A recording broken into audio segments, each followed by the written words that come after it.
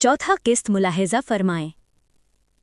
उस वक्त जासूसों ने इतला दी कि मरहटा फौज धर्मपुरी को लूट रही है और इसके हमरा दूसरी आबादियों का लूटा हुआ सामान ऊँटों, बैलों और हाथियों पर लदा हुआ भी मौजूद है। शहजादे ने अपनी फौज के चंद दस्तों को मरहटी लिबास पहनाए और खुद भी मरहटा लिबास पहनकर दस्तों को साथ लेकर धर्मपुरी पहुंचा। मरहटा फौज ने ये समझते हुए कि ये भी मरहटा फौज का हिस्सा है, इन पर कोई तवज्जो न दी। जब लूटमार खत्म हुई और सामान जानवरों पर बार किया जाने लगा तो शहजादे ने मखसूस अंदाज और आवाज़ में हमला का हुक्म दे दिया। इस हुक्म के साथ ही शहजादे के सिपाहियों ने मरहटों पर गोलियां बरसाना शुरू कर दीं। मरहटे इस अचानक हमले से ऐसा घबराए कि बदहवास होकर और तमाम सामान छोड़कर भाग खड़े हुए। वो भागते जा रहे थे और गोलियां उनका ताक़ुब कर रही थीं। इस तरह शहजादे की हिकमत अमली के तुफैल सैकड़ों मरहटे कत्ल हुए।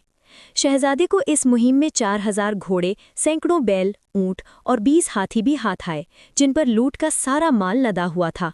शहजादा ये सारा माल असबाब लेकर सहराए मागड़ी की तरफ वापस हुआ। इस जंग में एक और वाक़या पेश आया जिसमें शहजादे ने फरासत और शमशीर जनी के जौहर दिखाए।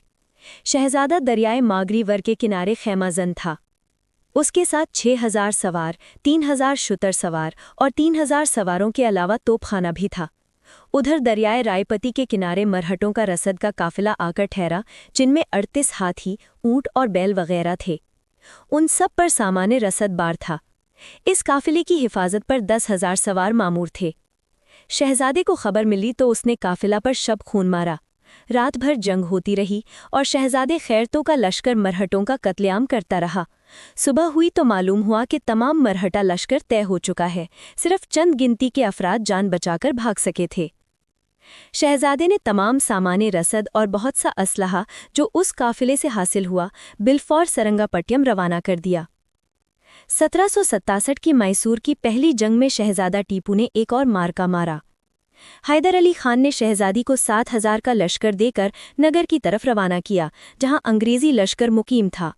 शहजादा बंदरगाह कोडियाल पहुंचा, जहां अंग्रेज़ों के कई जहाज़ उनकी मदद को मौजूद थे।